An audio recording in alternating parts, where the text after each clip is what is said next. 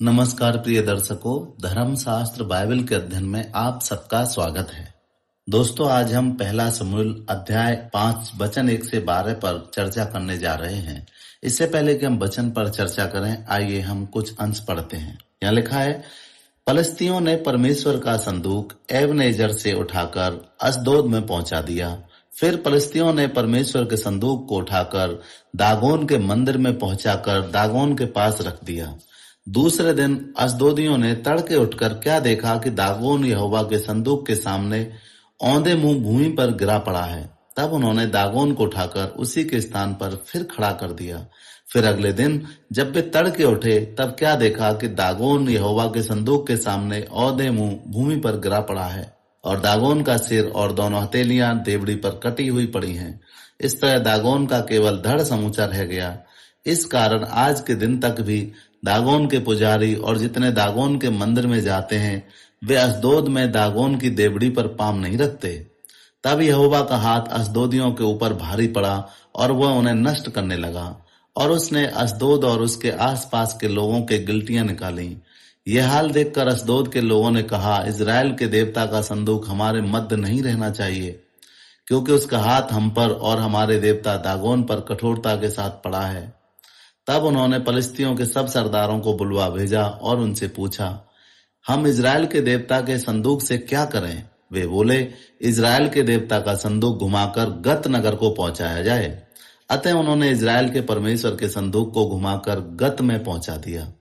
जब वे उसको घुमाकर वहां पहुंचे, तो यूं हुआ कि यहोवा का हाथ उस नगर के विरुद्ध ऐसा उठा कि उसमें अत्यंत बड़ी हलचल मच गई, और उसने छोटे से बड़े तक उस नगर के सब लोगों को मारा और उनके गिलटियां निकलने लगी। तब उन्होंने परमेश्वर का संदूक एक्रोन को भेजा, और जो ही परमेश्वर का संदूक एक्रोन पहुंचा, तो ही एक्रोनी यह कहकर चिल्लाने लगे, इजराइल के देवता का संदूक घुमाकर हमारे पास इसलिए पहुंचाया गया है कि हम और हमारे लोगों को मरवा डालें। तब उन्होंने फलिस्तियों के सब सरदारों को इकट्ठा किया और उनसे कहा, इजराइल के देवताओं के संदूक को निकाल दो कि वो अपने स्थान पर लौट जाए और हमको और हमारे लोगों को मार डालने न पाए। तब समस्त नगर में तो मृत्यु के भय की हलचल मच रही थी, और परमेश्वर का हाथ वहां बहुत भारी पड़ा हुआ था, और जो मनुष्य न मरे वे गिलटियों के मारे मरे पड़े रहे, और नगर की चिल्लाहट आकाश तक पहुंची। साथियों, आज हम इसी वाक्यांश का अध्ययन करने जा रहे हैं। मसीह में प्रिय भाई बहनों, हमारे प्रभु यीशु के नाम पर आप पर कृपा और शांति हो। हम आज देखेंगे कि जब वाचा का संदूक युद्ध के लिए गया तो क्या हुआ। हम आज आराम के समय में नहीं हैं, बल्कि राजनीतिक, सांस्कृतिक और आध्यात्मिक रूप से बड़े तनाव के दिनों में एकत्र हुए हैं। हमारी सुर्खियां भारी हैं। पहलगाम में हुए दुखद हमले ने राष्ट्र की अंतरात्मा को झकझोर दिया है। ऑपरेशन सिंदूर ने सैन्य सटीकता को राष्ट्रीय रैली के नारे में बदल दिया है। पाकिस्तान के जवाबी उपायों और परमाणु धमकियों ने हमारी सीमाओं पर लंबी छाया डाली है। कूटनीति संबंध खराब हो गए हैं। हवाई क्षेत्र बंद कर दिया गया है। जल संधियां टूट गई हैं, और कई लोगों के लिए दैनिक जीवन खुली आग पर रस्सी पर चलने के समान लगता है।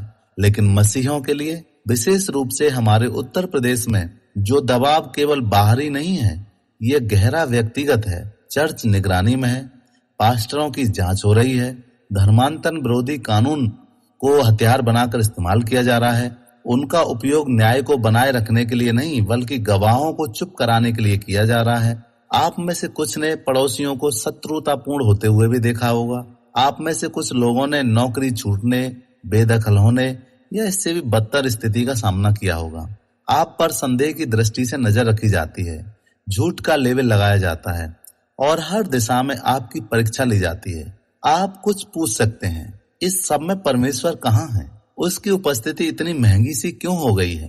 उसके लोगों को सिर्फ सच बोलने के लिए आग में क्यों चलना पड़ रहा है? और इसी क्षण परमेश्वर कहते हैं, आज के समाचार चक्र के जरिए नहीं, राजनीति के शोर के जरिए नहीं, बल्कि अपने अपरिवर्तनीय वचन के द्वारा आपसे कहते हैं।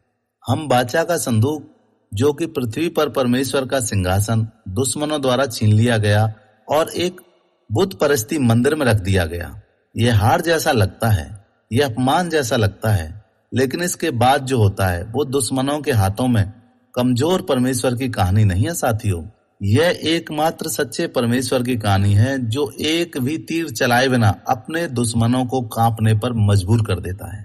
परमेश्वर को बहुमत की जरूरत नहीं है, उसे राजनीति पक्ष की जरूरत नहीं है, उसे बचाव की जरूरत नहीं है। कैद में भी वो राजा है, यहाँ तक कि एक विदेशी मंदिर में भी वह वहां के बुतों को गिरा देता है। यह हमारे समय की कहानी है साथियों। यह उन लोगों के लिए है जो विस्थापित, हतोत्साहित और बदनाम अपने आप को महसूस करते हैं। यह दबाव में रहने वाले कलीसिया, अकेलेपन में रहने वाले विश्वासी और आलोचना के घेरे में रहने वाले पास्टरों के लिए है। और यह हमें कई सत्यों को याद दिलाता है। हम एक ऐसी दुनिया में रहते हैं जहां हम चारों तरफ बुत परस्ती की दुनिया कह सकते हैं और लोग उन बुतों की भरपूरी से रक्षा कर रहे हैं।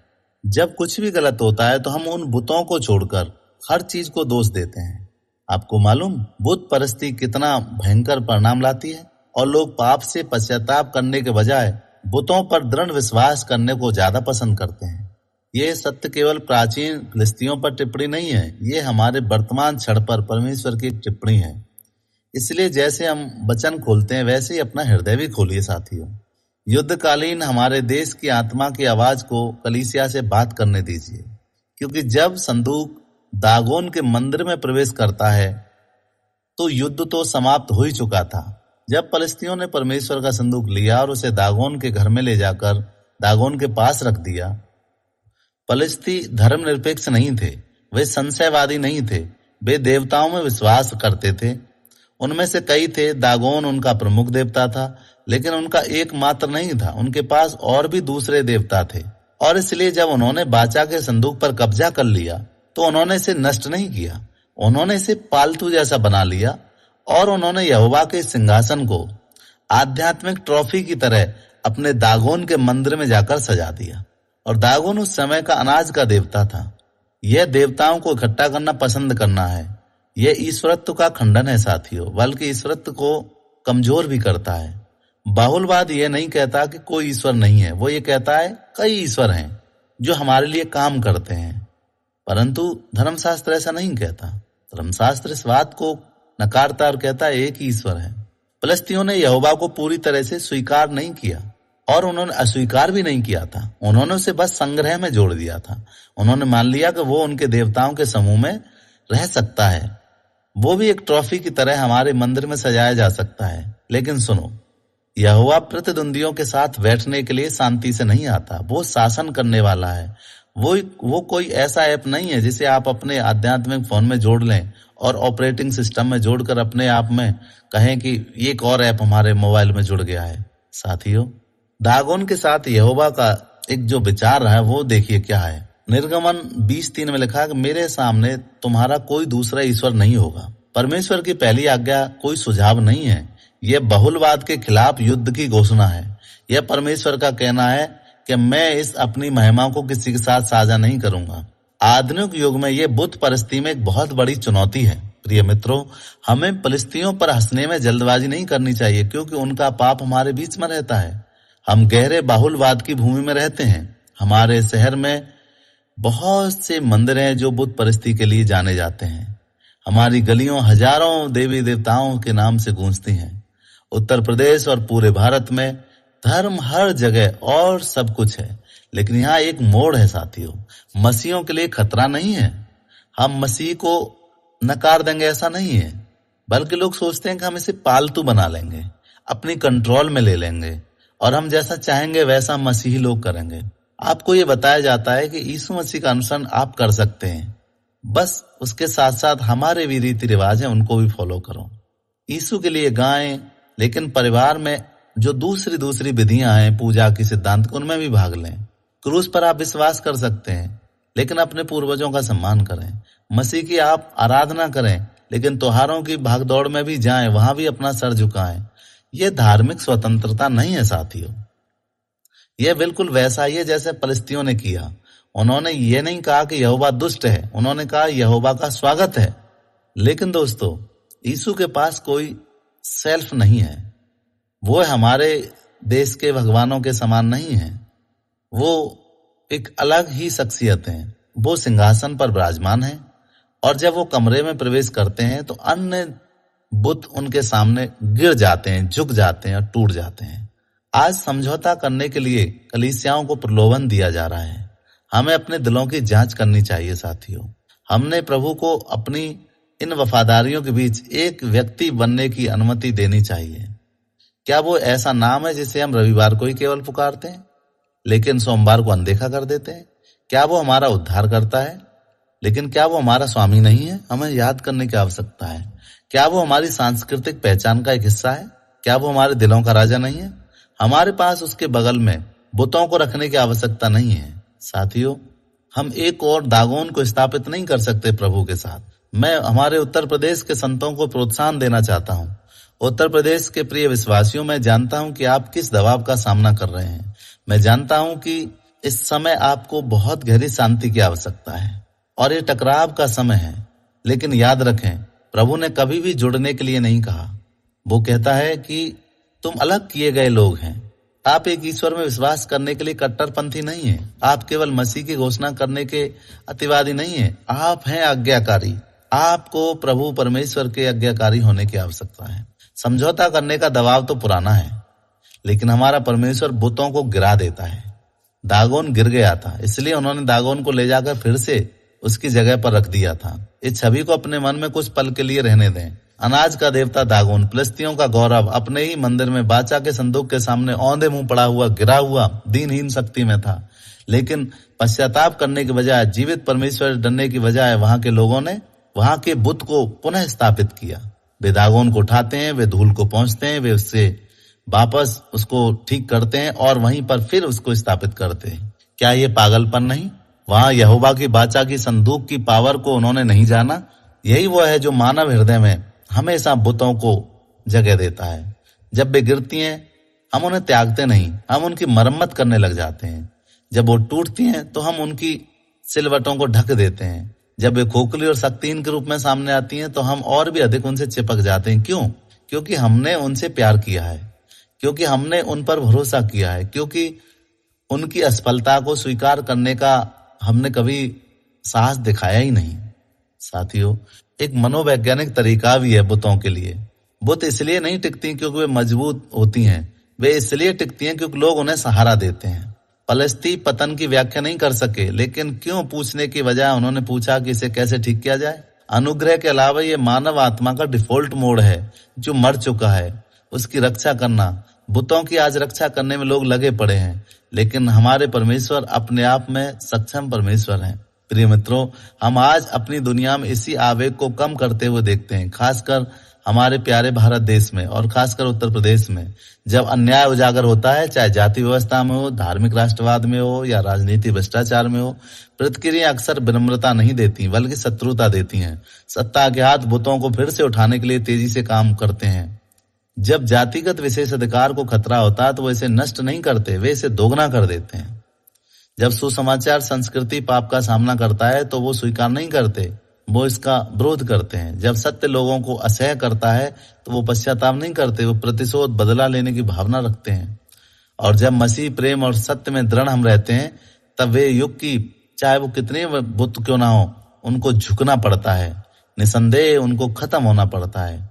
लेकिन यह मत भूलिए, ये इसलिए क्रोधित नहीं होते क्योंकि उनकी बुत मजबूत हैं, वो इसलिए क्योंकि वो गिर जाते हैं, इसलिए क्रोधित होते हैं। साथियों, तुम तो धार्मिकता के कारण सताए जाते हो, यह परमेश्वर की अनुपस्थिति का संकेत नहीं है, यह अक्सर उसकी निकटता का संकेत है। उसकी उपस्थितियां बुतों को गिरा देती हैं, उसका सत्य झूठ को अपमानित कर देता है, उसकी आत्मा हाथों से नहीं बनाई गई मंदिरों में रहती। जब आप लोगों को झूठ से और अधिक चिपके हुए देखते हैं तो याद रखें, उत्पीड़न अक्सर ढहते विश्व दृष्टिकोण का आतंक होता है। उनका सहारा लेना आपके लिए एक संकेत हो सकता है, उनकी ताकत का नहीं बल्कि उनकी कमजोरी है। जो परमेश्वर ने गिरा दिया है उसे कभी मत उठाओ। सांस्कृतिक शांति के लिए झूठ के साथ सहानुभूति मत रखो। जो सुसमाचार पहले से स्थापित किया गया है वो ही सर्वश्रेष्ठ है, क्योंकि यहोवा ने अभी तक काम पूरा नहीं किया। उसका हाथ अभी भी भारी है, उसकी पवित्रता अभी भी सक्रिय है और उसका धैर्य अभी भी लोगों को पश्चाताप करने के लिए कहता है। साथियों, बुतों को सहारा देने की अब जरूरत नहीं है। ये किसी भी चीज और किसी भी चीज को दोष देते हैं, ये भी गलत है। केवल दागोन ही उसके पास बचा था, इसलिए दागोन के याजकों ने दागोन की चौखट पर पांव नहीं रखा। अगली सुबह दागोन के मंदिर में दृश्य और भी खराब हो जाता है। दागोन न केवल सिर से गिराया गया, उसका सिर कट गया, उसके हाथ तोड़े गए, बल्कि जीवित परमेश्वर की उपस्थिति के सामने वो बिखर गया, उसकी शक्ति खत्म हो गई। यह ईश्वरीय निर्णय है, यह एक स्पष्ट संदेश है। यहोवा परमेश्वर देवताओं में महान है, उसके समान कोई नहीं, वही सभी देवताओं के ऊपर परमेश्वर है। दागोन घायल नहीं हुआ, वो नष्ट ही हो गया था। और पुजारी क्या करते हैं? क्या वो पश्चाताप करते हैं? नहीं। क्या वो इसको बेकार समझते? नहीं, वो फिर से उसको बनाने की कोशिश करते हैं। साथियों, उत्तर प्रदेश के भाई बहनों, क्या ये परिचय नहीं? आप लोगों को बलपूर्वक धर्मांतरित कर रहे हैं, ऐसा आपको परिचय दिया जाता है। आप सांप्रदायिक सद्भाव को बिगाड़ रहे हैं, आपके बारे में ऐसा कहा जाता है। आप विदेशियों द्वारा वित्त पोषित हैं, ऐसा भी आप पर आरोप लगते हैं। ध्यान रखें, ध्यान भटकाना ये शैतान का एक रास्ता है। असली मुद्दा यह है कि सुसमाचार झूठे ईश्वरों को उनकी शक्ति से विहीन कर देता है। सुसमाचार जाति, संस्कृति, अभिमान का सामना करता है। सुसमाचार हर बुत के सामने अपनी सामर्थ्य दिखाता है, और जो लोग पश्चाताप नहीं करते वो हमेशा किसी और को दोषी ठहराने के लिए कुछ ना कुछ ढूंढ ही लेते हैं। साथियों, सुसमाचार भारत देश में इसलिए आया है कि भारत देश के लोगों को एक मौका मिले अपने अपराधों को स्वीकार करने के लिए और एक ऐसे ईश्वर को जानने के लिए जो सर्वश्रेष्ठ है। लेकिन सुसमाचार पर ईमान लाने की बजाय वो सुसमाचार को खंडित करने में लगे हुए हैं। यदि आप मसीह के लिए बदनाम हो रहे हैं तो आश्चर्यचकित ना हो। आप एक घिसे पिटे रास्ते पर नहीं चलें। उन्होंने यिर्मयाह पर देशद्रोह का झूठा आरोप लगाया, उन्होंने दानियल पर विद्रोह का झूठा आरोप लगाया, उन्होंने यीशु पर ईश निंदा की घोषणा की, उन्होंने कहा कि यीशु मसीह परमेश्वर की निंदा करते हैं, और वे आप सब झूठे आरोप लगा रहे थे। लेकिन हिम्मत रखें, परमेश्वर देखते हैं, परमेश्वर जानते हैं। धन्य हो तुम जब लोग तुम्हें गाली दें और सताएं मेरे कारण, तुम्हारे विरुद्ध सब प्रकार की झूठी बातें कहें। झूठी हवा में साथियों सांस न लें, आप प्रभु के साथ रहें। परमेश्वर का संदूक एक निष्क्रिय आवेश होने के लिए नहीं, वरन वो अपनी सामर्थ्य को दिखाने के लिए गया। और लास्ट में क्या हुआ? वही महिमा कभी तंबू को भरती थी, अब फिलिस्तियों को भूमि में भर रही थी। आशीर्वाद से नहीं, बल्कि उन पर बोझ बन रही थी। प्रभु का हाथ भारी था। परमेश्वर की पवित्रता का भार अशदोद पर पड़ा और अशदोद धार्मिक क्रोध से भर गया और उन्होंने कष्ट सहे, राजनीतिक बल से नहीं, इजरायलियों के हमले से नहीं, बल्कि ईश्वरीय दर्शन से सहे। हमें स्पष्ट होना चाहिए, यह कोई सहयोग नहीं। परमेश्वर पवित्र है, उनकी पवित्रता का मजाक नहीं उड़ाया जा सकता। ईश्वर न्याय करेंगे और ईश्वर का न्याय भारी होगा। उत्तर प्रदेश में विश्वास करने वालों के लिए साथियों में आत्मा की गहराई से कहना चाहता हूँ, ईश्वर अंधे नहीं है, ईश्वर धीमे नहीं है, ईश्वर अनुपस्थित नहीं है। वो धैर्यवान है, हाँ वो अद्भुत रूप से धैर्यवान है, लेकिन कभी वो शक्तिहीन नहीं होंगे। आप अपने उत्पीड़न को फलने फूलने देख सकते हैं, आप अपने खंडन को फैलते हुए देख सकते हैं, अन्याय को बढ़ते हुए देख सकते हैं, लेकिन ये जान लें प्रभु का हाथ निष्क्रिय नहीं है। यह विलंब कर सकता है, लेकिन ये अपना काम करेगा। ईश्वर के न्याय में भारीपन है, उससे कोई भी राजनीतिक संरक्षण बच नहीं सकता। उसकी धार्मिकता में एक ताकत है जिससे कोई भी व्यक्ति बच नहीं सकता। शहर दर शहर परमेश्वर का संदेश फैलता चला जाएगा, क्योंकि परमेश्वर जीवित परमेश्वर है। और जब सिंहासन किसी अपवित्र मंदिर में प्रवेश करता है तो हर चीज को वो ध्वस्त कर देता है। जब ऐसा लगे कि बुराई हावी हो रही है तो याद रखें परमेश्वर का हाथ भारी है, उसका न्याय कभी नहीं सोता। और अब हम अंतिम और गंभीर सत्य पर आते हैं साथियों। अक्सर अपना दिल बदलने की बजाय वो अपना स्थान बदल लेते हैं। घुटने टेकने के बजाय फिलिस्ती संदूक को आगे बढ़ाते हैं और एक शहर से दूसरे शहर और दूसरे शहर से तीसरे शहर वो बढ़ाते फिरते हैं। और क्या हुआ? जहां जहां संदूक गया वहां वहां महामारी आई, लेकिन किसी ने ध्यान नहीं दिया कि इस संदूक की हमें आराधना करनी है, इस संदूक को हमें एक्सेप्ट करना है। वो अपने बुतों को जो यहोवा की संदूक के सामने बिखर जाते थे, गिर जाते थे, दंडवत में टूट जाते थे, उनको संभालने में लगे रहे। लोग झूठी आस्था में लगे रहे और सच्चाई को उन्होंने कबूल नहीं किया। साथियों, आत्मसमर्पण के अलावा और कोई समाधान नहीं था। भागने से कुछ नहीं होने वाला। यह भी पतित मनुष्य का एक हृदय है। जब सत्य का सामना होता है तो उसको सत्य को ग्रहण करने की आवश्यकता, ना कि सत्य पे दोष लगाने की। वचन कहता है कि मैं तेरी आत्मा से भागकर कहाँ जाऊं या तेरी उपस्थिति से कहाँ भागूं। भजन संहिता 139:7 में लिखा है। परमेश्वर साथियों सीमित नहीं है, उसका शासन क्षेत्रीय नहीं है, उसकी पवित्रता पूरे ब्रह्मांड में है।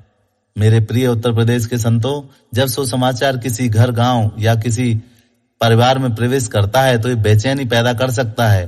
यह बुतों को उजागर कर सकता है, यह झूठी शांति को बाधित कर सकता है, लेकिन प्रतिक्रिया धर्मांतरण नहीं है, बल्कि आपके साथ टकराव है। ज्यादातर आपने देखा हो, इस चर्च को स्थानांतरित कर दो, इस विश्वासी को स्थानांतरित कर दो, इस प्रार्थना सभा को बंद कर दो और सुसमाचार को प्रचार करना बंद कर दो। लेकिन ये सुनिए, वो आपको अस्वीकार नहीं कर रहे हैं, वो उपस्थिति को बदल रहे हैं, जबकि आपको ऐसा नहीं करना है। सुसमाचार लोगों को जीवन देता है। आप वाचा की संदूक को सुसमाचार के रूप में लेके चलते हैं, आप नाम को आगे ले जाते हैं। परमेश्वर की सामर्थ, परमेश्वर की वाचा की संदूक लोगों के सिंहासन हिला देती है। अगर तुम्हें दूर धकेल दिया गया है, बाहर धकेल दिया गया है, किनारे कर दिया गया है, तो हिम्मत रखें, तुम्हें भुलाया नहीं गया है, तुम अपवित्र नहीं हो, तुम पराजित नहीं हुए हो। परमेश्वर तुम्हें स्मरण रखते हैं। परमेश्वर की नजरों में आपका वही स्थान है जो पहले था। तुम्हें परमेश्वर की ओर और मुड़ने की आवश्यकता है, यीशु मसीह पर भरोसा करने की आवश्यकता है। यीशु से लिपटे रहो, विश्वास करो कि वो तुम्हारे पापों के लिए मरा है, विश्वास करो कि मृतकों में से जी उठा है, उसका नाम पुकारो, अपना जीवन उसे समर्पित कर दो और तुम इस समस्या से बच जाओगे। सांसारिक कष्ट से नहीं बचोगे, वो कभी ऐसा वादा नहीं करता, लेकिन अनंत क्रोध से बचोगे, ईश्वरीय न्याय से बचोगे, एक ऐसे राज्य में पहुंचोगे जो हिलाया नहीं जा सकता, क्योंकि लिखा है जो कोई प्रभु का नाम लेगा वो उद्धार पाएगा। इसलिए उसे पुकारो, उसे अपने दिल में आने दो, उससे प्रार्थना करो, उससे कहो, प्रभु यीशु मैं एक पापी हूँ, मैंने झूठे बुतों की आराधना की है, मैंने खुद पर भरोसा किया है, मैं न्याय का पात्र हूँ, लेकिन मुझे विश्वास है कि आप मेरे लिए मरे, मुझे विश्वास है कि आप फिर से जी उठे। मैं आपको अपना जीवन देता हूँ, मुझे बचाओ, मुझे माफ करो, मेरे प्रभु बनो। साथियों, दृढ़ रहो, आराधना में लगे रहो, परमेश्वर के सम्मुख झुक जाओ, बुत परिस्थितियों से दूर हो जाओ। संदूक अभी भी बुतों को ध्वस्त कर देगी, मसीह अभी भी पापियों को बचाता है और यहोवा अभी भी राज करता है। आमीन।